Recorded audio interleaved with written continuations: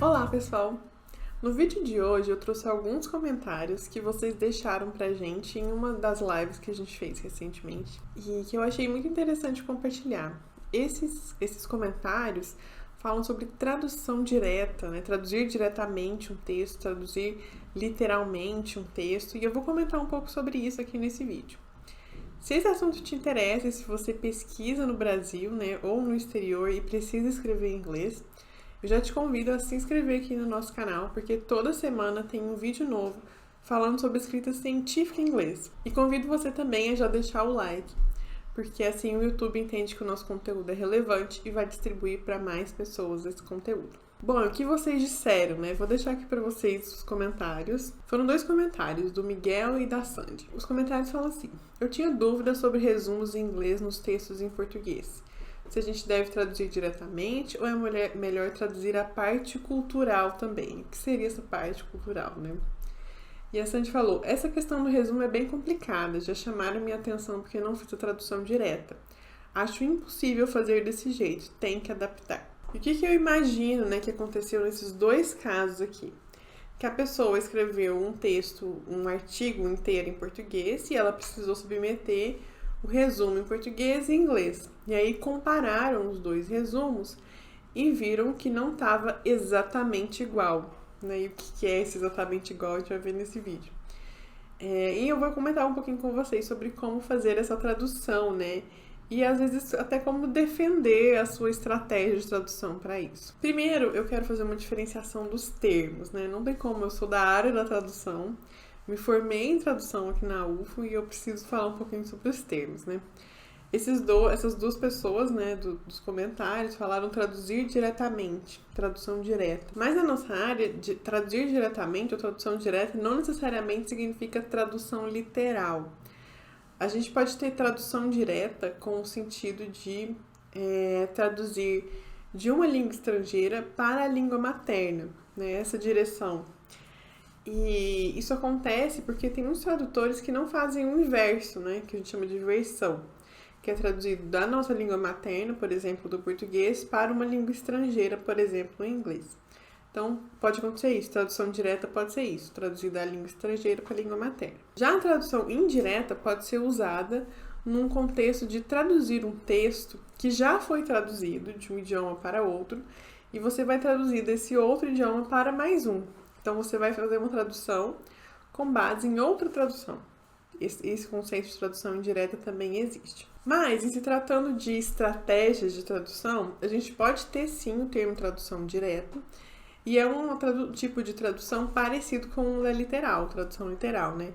Em que você repete a estrutura, né, do texto no idioma 1 para o texto no idioma 2. Então vai ficar uma estrutura parecida, por exemplo, a ordem das palavras, a pontuação, né? Vai ficar um texto bem próximo ali um do outro. E a gente tem também o termo tradução livre. É muito comum ver isso em matérias, né, de jornal, de revista.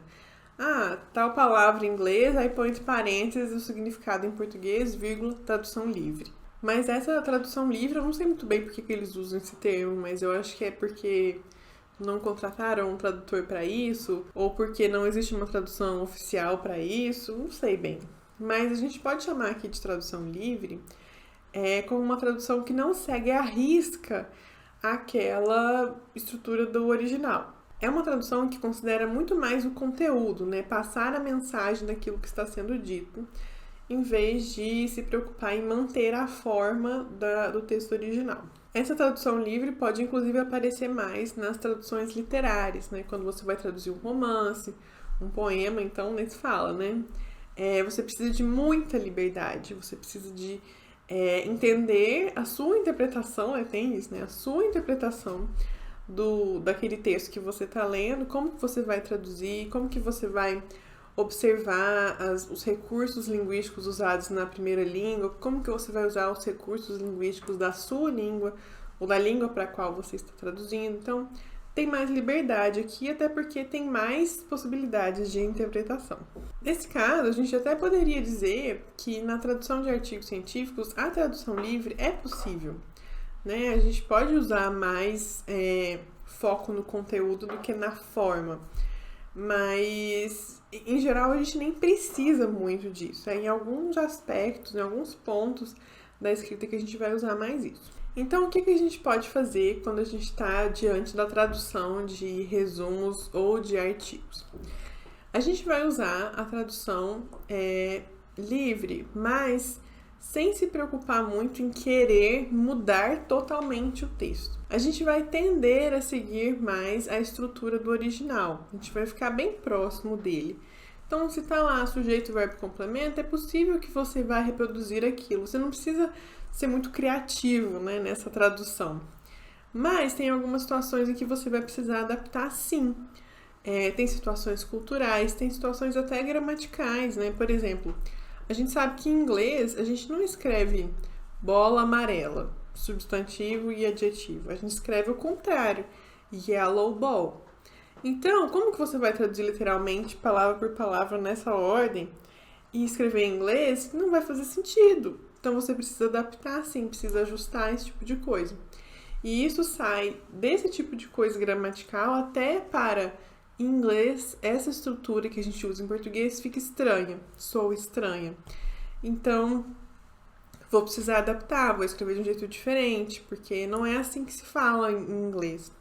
Às vezes é difícil perceber isso traduzindo para o inglês, né? Porque não é a nossa língua materna.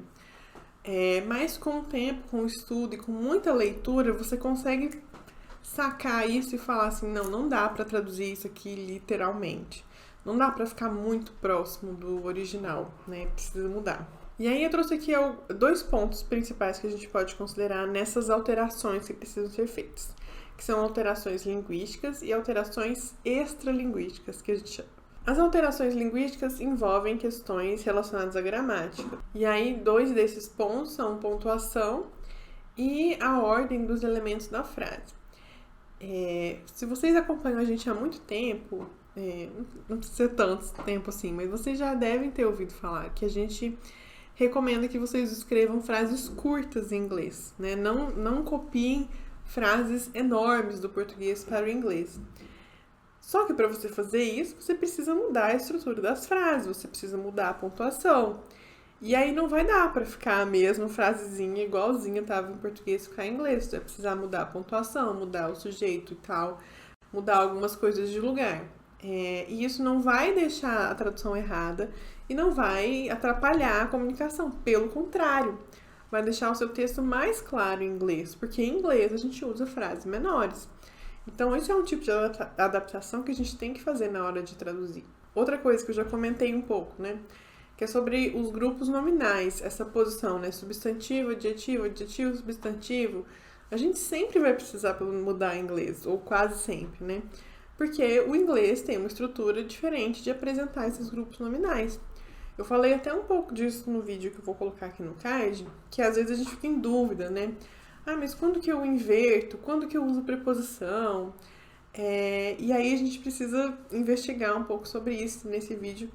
Eu explico para vocês como identificar a formação que fica melhor. Outro ponto que também já falei várias vezes aqui no canal e em outras aulas, que é o uso de voz passiva e ativa.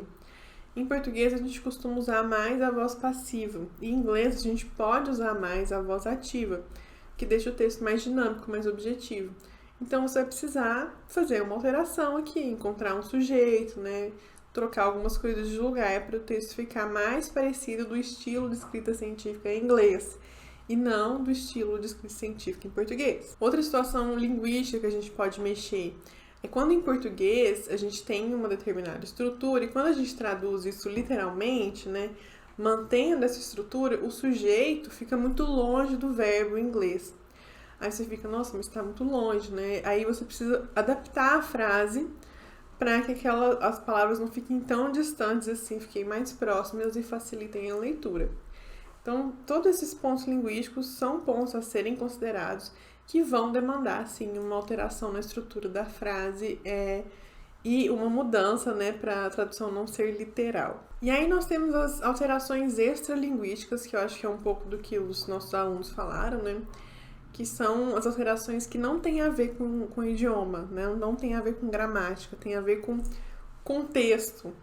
E aí podem ter alterações relacionadas ao local que você está escrevendo, né? nomes de instituições, informações culturais.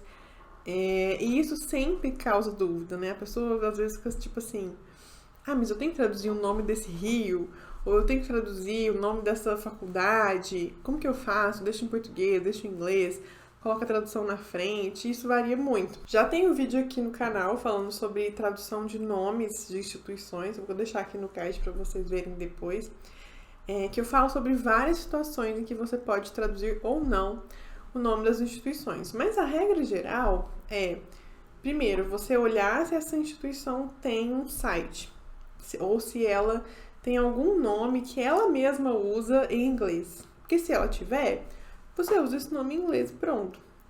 Eu vou dar um exemplo bem comum aqui, a Organização das Nações Unidas. Em português a gente fala ONU. A gente precisa traduzir toda vez United Nations, que é o N, né? Você vai traduzir por português, porque a gente já tem uma expressão em português para isso. Mesma coisa ao contrário, né? Então, na maioria das vezes esse é o critério. Se não existe nada no outro idioma sobre aquela instituição, é legal você colocar as duas versões. Colocar o nome em português e aí, entre parênteses, o inglês. E tem outros casos, né? Por exemplo, se você está falando de uma cidade no Brasil, você não vai traduzir o nome da cidade, porque a gente não costuma traduzir o nome da cidade. Mas, às vezes, você precisa especificar que essa cidade fica no Brasil. Porque, às vezes, em português não precisa, porque você está falando com o público brasileiro, né? O artigo vai ficar só aqui dentro e as pessoas já sabem que você está pesquisando uma cidade no Brasil. Mas se você está traduzindo esse artigo para o inglês, pode ser interessante colocar lá Brasil na frente, né? Falando que a cidade fica aqui. Aí você pensa, né? Mas não estava escrito Brasil no texto original. Não estava. Mas essa é uma adaptação necessária para que o texto fique compreensível. A mesma ideia vale para questões culturais, por exemplo. Eu vi um caso uma vez de um intérprete contando que ele foi fazer uma interpretação. O intérprete é uma pessoa que traduz oralmente, né? Aqueles que ficam em conferências, em palestras, que ficam traduzindo junto com a pessoa falando, sabe? E aí o palestrante era brasileiro e estava falando para um público internacional, não sei de qual país que era.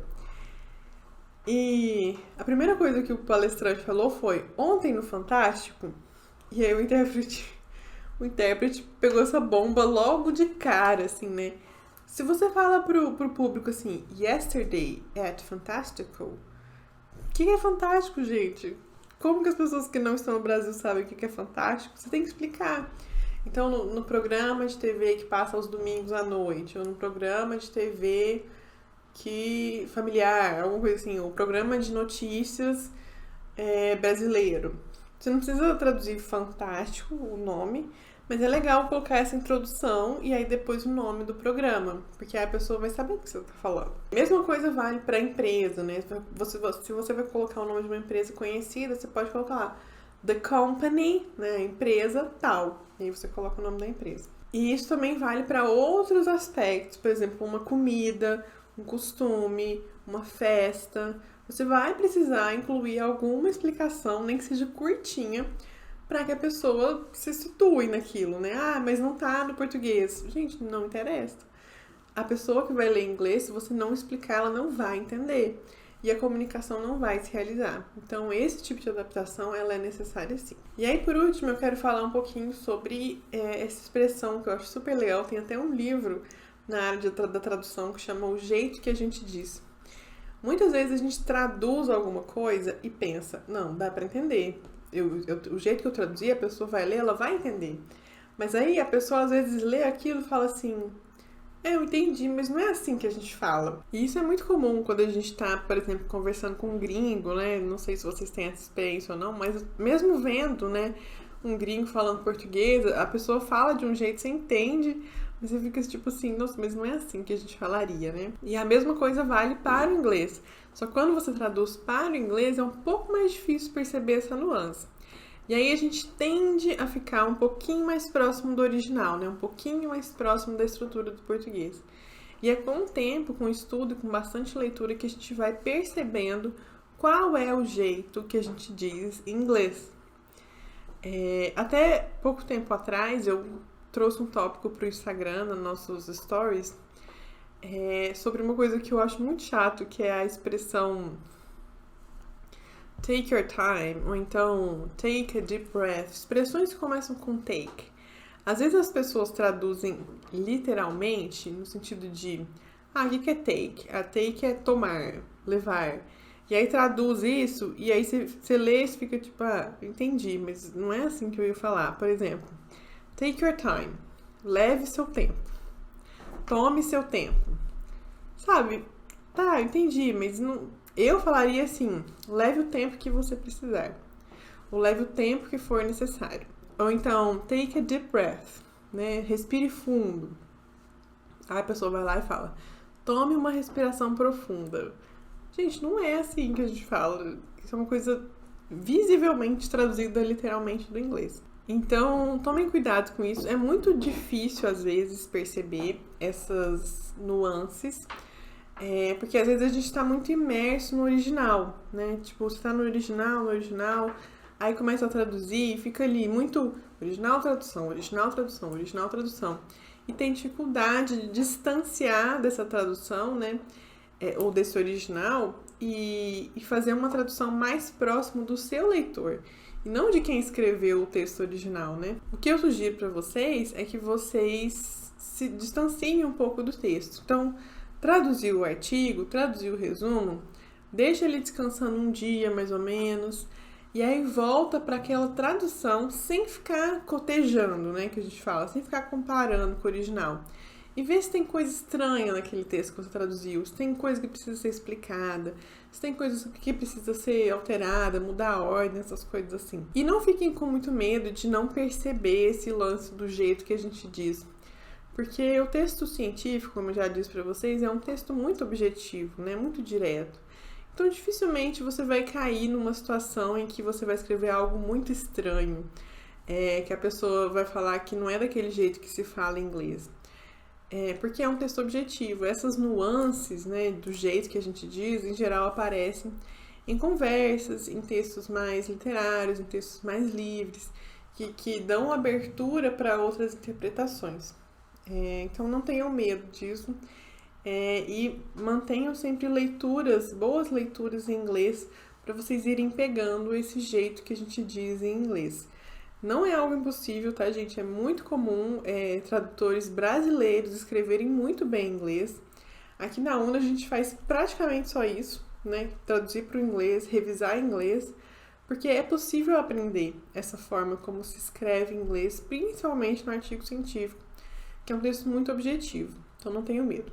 Bom, isso era o que eu tinha para o nosso tema de hoje. Queria que vocês comentassem aqui embaixo a experiência de vocês traduzindo artigos ou resumos, né? Se vocês identificam essa dificuldade de transitar da tradução literal para a tradução adaptada, tradução livre, ou não, se vocês conseguem identificar onde que vocês podem mexer mais e onde que não precisa mexer tanto.